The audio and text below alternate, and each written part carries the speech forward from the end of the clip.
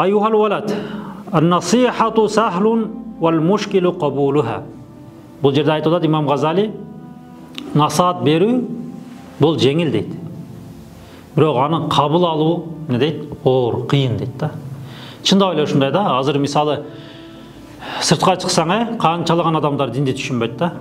Анан ошолорго барып кичине Кудай Тааланын барлыгынын бирлигин айтып кичине насихат кылсаң, кабыл алабы? Көпчүлүгү кабыл албайт да. Анан дагы бир жагы жөн эле бирөөгө насихат айтып акылдуу болуу дагы оңой да. Ошон үчүн айтып атат: "Ан-насихату сахлун вал мушкилу кабулуха." Ошол сөз. Эмне үчүн десе, "Лианнаха фи мазакил муттабил хава муррун." Анткени өзүнүн нафсисине эрчиген адамга, өзүнүн каалоосуну ошо дайым күнөө кылып жүргөн адамга сен барып Куран менен сүннөттү айтсаң дейт, ал эмне болот дейт? Ал адам үчүн аябай ачуу болот дейт. Муррун деген сөз ачуу деген да.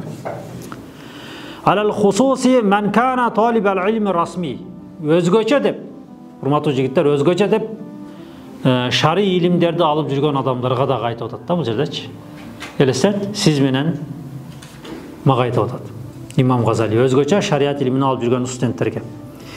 Эми шариат илимин алып жүргөн студент адамга качан ошол пайгамбарыбыздын насааты ачуу болот десе, ал студент дейт, шариат илимин алып жүргөн студент. Муштагила фадли нафси ва манахиб дуния. Ал атына эле жанагыдай шариат илимин алып жүргөн студент болсо дейт да. Атына. Бұл жерде мынау илми расми деген сөз ошол да. Бизде билебиз, мындай суратан деген сөз бар. Суратан дегенде мындай сүрөт эле. Сырткы көрүнүш эле ал шариат илимин алып жүргөн адам, бирок анын ички жан дүйнөсүндө мен шариат илимин алып не кылам дейт? Алла Тааланын ыраазычылыгы үчүн эмес, башка бир дүйнө кызыкчылыктарыны максат кылган адам болуп калышы мүмкүн да. Күнүбүздө деле андайлар бар, жигиттер. Мисалы шариат илимин алып жүрөбүз, бирок максатыбыз эртең келечекте муфтий болсом, келечекте мен алым болуп, эл мени мактаса, бир авторитетке ээ болсом, анткени илим бул адамга авторитет алып келет деген түшүнүктөр бар да. Бул жерде ушундай түшүнүктү имам Ғазали талкалап атат да. Ушундай түшүнүктөрдү сындырып атат.